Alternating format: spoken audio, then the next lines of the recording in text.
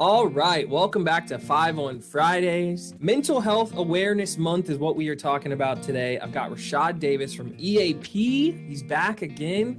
I was joking with my colleagues the other day. I think you might be the top guest we've had on the show. We might just have to call this the Rashad Show at some point. Oh, I don't know. I don't know. But you know what? I appreciate you guys having me, man. Anytime I can jump in and assist, man, I'm here for it. So I'm glad to be back with you again, Brandon. Yes, absolutely. We are so lucky and grateful to have you. So, I want to dive in here. I want to talk a little bit about seeking counseling as we're talking about Mental Health Awareness Month. Some people may or may not already have a relationship with a mental health counselor or professional. But in a COVID changing world, what kind of things would you suggest people be on the lookout for when they're talking about starting up these conversations with a mental health professional? So that's a really great question. And I know here at EAP, one of the things when I'm talking to someone, because a lot of times we'll get people that just come in and want to ask some questions, right? They really don't know what this process looks like when they want to talk to someone about their deep, dark things that they haven't necessarily went over or processed with friends and family. People will come to me and say, Rashad, I don't know how this is supposed to work. And they don't realize that they've already kind of started the process, right? They jump right in and now they're talking. And so one of the things that I'm doing, when I'm talking to people is I want people to really be able to identify what they're feeling. A lot of times people can be angry and they can mistake that for frustration, annoyance. Some people can be really, really depressed and mistake that for, just kind of having anxiety or being stressed. And so the most important thing is to be able to identify what you're feeling and to know what you want to do about it. Let's not look for a destination. So we're not looking for a light switch that we can turn on or a magic wand that we can wave where these things are going to go away. That's a huge misconception when it comes to counseling, and it can really be an irrational thought that creates a space where things can be very counterproductive from the beginning. And so one of the things that we want to do is identify what a person is feeling and how they feel like they want to manage these feelings. And then based on the information that we gather, then what I can do is I can look at, okay, how can I be most effective here at EAP? Or if that looks like they need to be referred out for more of a longer term kind of a situation. And that can be anywhere from 6 months to a year to even over a year. One of my huge pet peeves is when people come to me and I say, well, how did you choose the counselor, right? What processes did you go through? Who at intake talked to you about what's available, right? And a lot of times people can't answer these questions. And in my mind, I'm thinking, you have to understand that this person is working for you. So you're trusting this person with a lot of your very personal information. So you need to know that you're actually talking to someone that can be effective in those spaces when you're going through how you're going to manage these feelings, because these situations are going to continue to come up. And a lot of skills that you learn in counseling can help you to mitigate even things that you're not dealing with now. So that's one of the things that I think people really want to be prepared for and look for is a person asking you the right questions? Are they getting to how to identify what you're feeling, what that should look like for you when you're talking to a counselor? And then at the very least, talking to you about what is probably the most appropriate provider that can help you to handle a lot of the things you're feeling and look for some things, identify some skill sets that can help you to manage those feelings.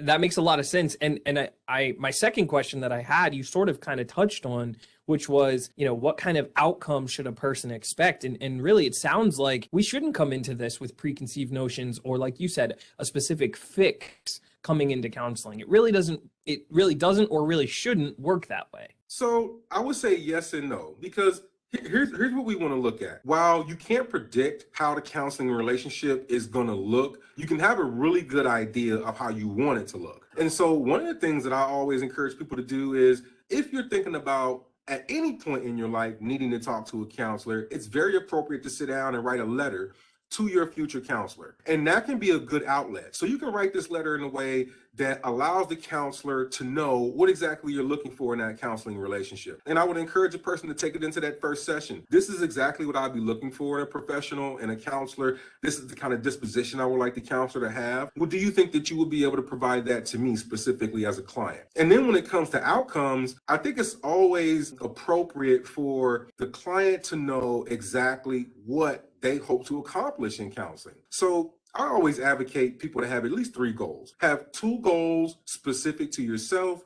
and then have 1 goal specific to your family. So 3 goals, don't go more than that. Try to be as detailed as possible, and then look at some barriers. What are going to be barriers to you accomplishing these goals? And you can be ready, really essentially ready going in, equipped with these things when you're talking to a counselor. And then that's going to turn into a treatment plan. It should include those goals that you have for yourself. Once that treatment plan is put in place, you want to look at every session working toward progressing to that goal. You want to make progress in every session. And it could be very small. It could be just you opening up more. But you don't want to leave out of there feeling like nothing was accomplished. If you're going to about 3 or 4 sessions, and at that 4th session, you're like, I kind of don't really know what's going on. I don't know what I'm feeling. I don't know how things are going. That's a huge red flag. And by the way, if you are talking to a counselor, that first session and maybe 2, now me, myself, I take up 2 whole sessions just for that client to get to know me and for me to get to know that counselor. You have to understand, this is a very intimate relationship. And what we don't want to happen is a person sitting there feeling like they are talking to a stranger their 3rd or 4th session in. So these are some outcomes that a person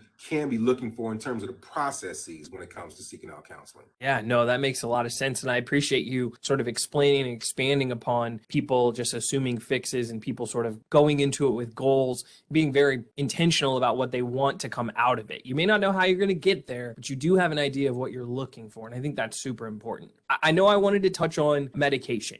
And it's a piece that may or may not be a part of the process for people. What are some things we should consider, and what else about the treatment plan should we be aware of? This is a really important question because there are certain things that when we start looking at diagnoses that are really important to consider. So certain things like ADHD, if it's pretty acute and severe, or schizophrenia, major depressive disorder that has been persistent for extended periods of time, a lot of times medication is a non-negotiable element that needs to be a part of the treatment plan because the medication is going to help someone to be emotionally pliable enough for interventions that you look for in counseling sessions to be applicable, right? But if we're starting to talk about stress, acute anxiety, then we really want to try and look at, number one, are you willing to even converse about medication? Are you willing to get information about it? So we want to understand the willingness. And this is something that I ask right away. I want to know right away, are you open to this? Because if you're not open to this, I don't want to revisit that conversation. I want to respect my client's autonomy enough to say, you know what, then we are going to work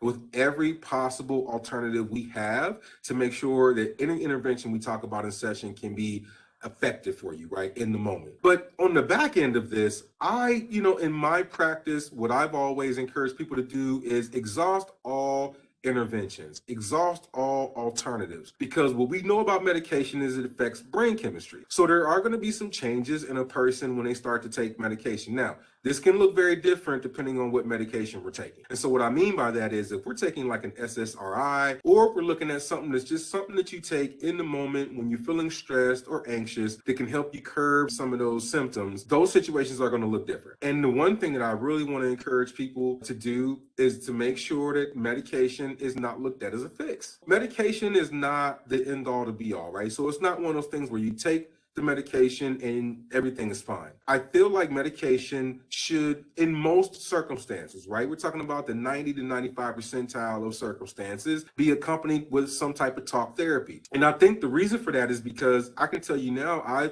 there have been clients I've talked to who have been on medication for like 8 years. And I'm thinking, is this something that was discovered from the beginning that you're going to need the rest of your life? Because if that's not the case, if it's not because of a medical condition or a severe mental illness, then we want to look at interventions that can help you wean off of that medication. And then now you have the skills that you can use in daily life to where the medication is kind of rendered obsolete. So you want to be able to really hone in and lean on your own mental processes, your emotional processing enough to where you feel confident that you can mitigate a lot of these things on your own. No, I think that makes so much sense. And as you said, really leaning into the skills and abilities that we develop, that we have internally separate from the medication. Like you said, it using it more as a tool than just the fix that you stay on for years and years with no additional treatment or process going alongside of it. It really should be in combination with other things and not just be something that we lean on to just fix it and maintenance ourselves.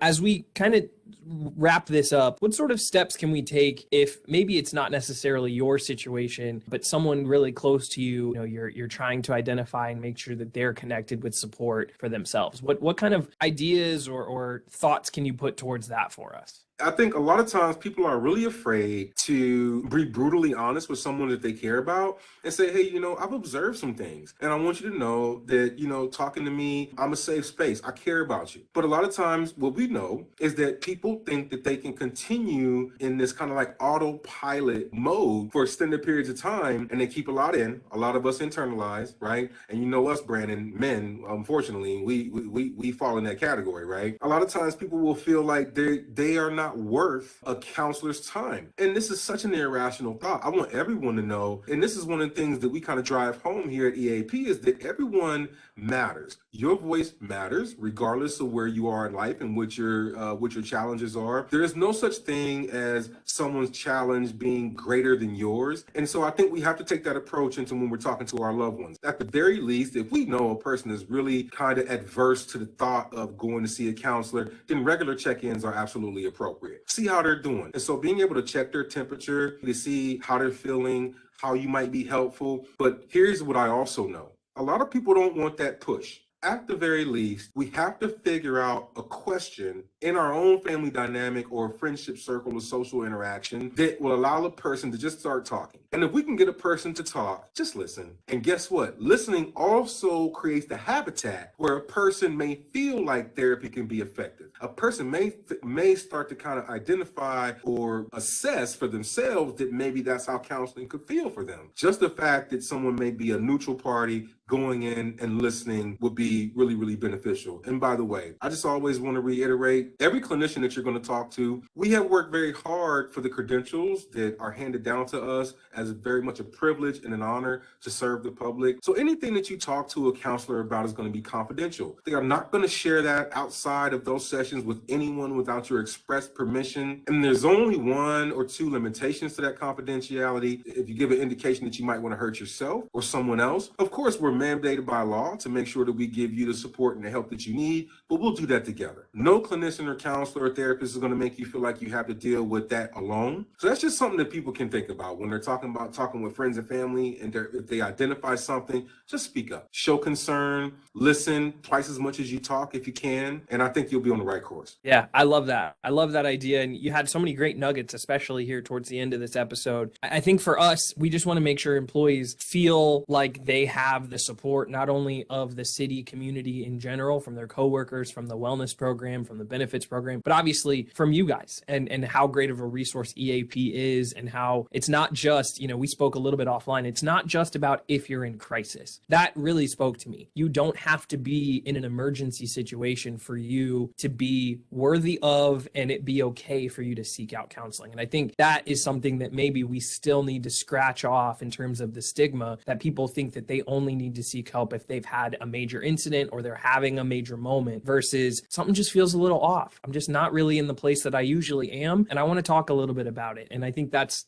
so powerful and so important that we sort of reiterate and double down on for folks in this episode. No, I think you hit the nail on the head, Brandon. And here's what I'll tell people every chance that I get. There's nothing in your life that doesn't require regular maintenance, from our relationships to our workspaces, from your home. If you buy a brand new car, 5,000 miles down the road, you're going to need to change the oil and rotate those tires. So it always amazes me that as human beings, emotionally, we allow ourselves to be on autopilot for such extended periods of time. And, my mantra is always the same. Let's do the maintenance. And so we want to be proactive. So we want to mitigate issues before they arise. And at the end of the day, if you are confused as to what this looks like, ask some questions. You can't make an informed decision about anything in life, even that car that you're planning on buying that you're going to need to change that oil on, unless you call, do some research, ask some questions. That way if you're making the right choice for yourself. No, that makes so much sense. And I appreciate that perspective. I think it's reassuring to hear from, a professional in this space that that's the way that you guys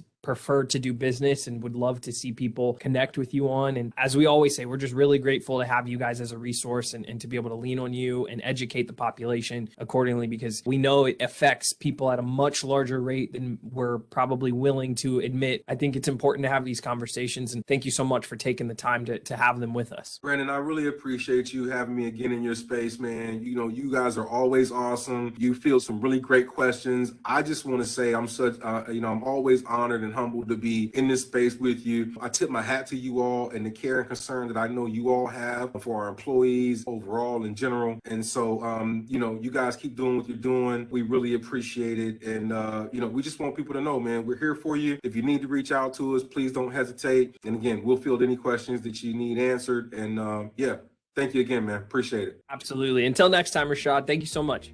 All right. Take care, bud.